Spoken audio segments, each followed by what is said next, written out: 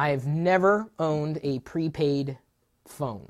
That is to say, having access to some kind of device that had a certain amount of minutes stacked up. I've never purchased minutes individually. I've always been attached to one plan or another. That being said, prepaid cell phone service is certainly valid.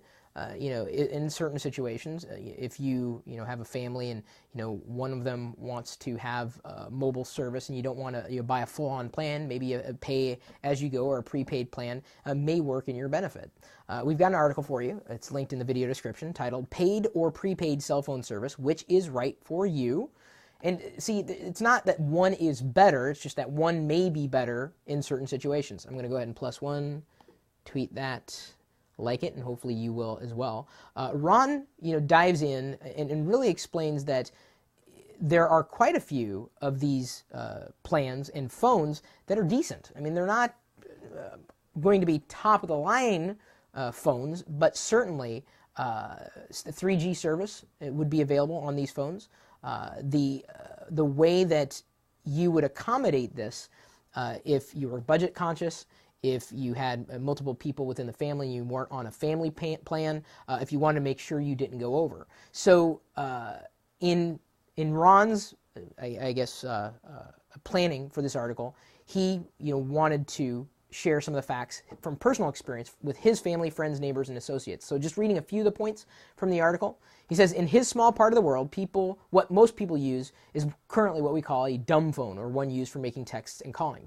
Talking and texting, when the emphasis on texting, is the dominant form of communication. And when someone wants to surf the internet or participate on one of the social networking sites, it's generally done on a computer, not a smartphone. But if they wanted to make that leap to a better phone without actually signing up for a plan, a prepaid plan may be the route to go without committing fully. And as he notes, and I think we all have this problem, at least here in the United States, the biggest hurdle isn't deciding whether you want a prepaid plan or just a plan outright for your service. It's knowing which carrier you would go with. And I guess my greater curiosity in conjunction with this article is to find out, for those of you who do have phone service, are you prepaid? Why? Are you on a paid service? Why did you choose that over the other, if it was even a choice? And what have you found in terms of accommodating this within your own economic needs and workflow? Again, I'm only speaking from the experience of having only been on outright paid service, never really a pay-as-you-go.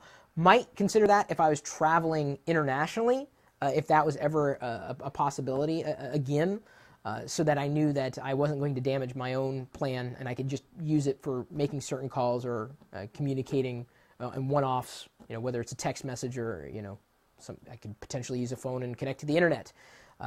They are at least there, not they're at least there, although it still is technically correct.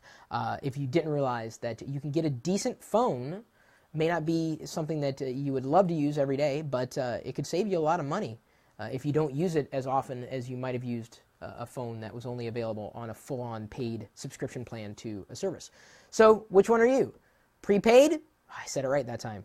Or full-on service?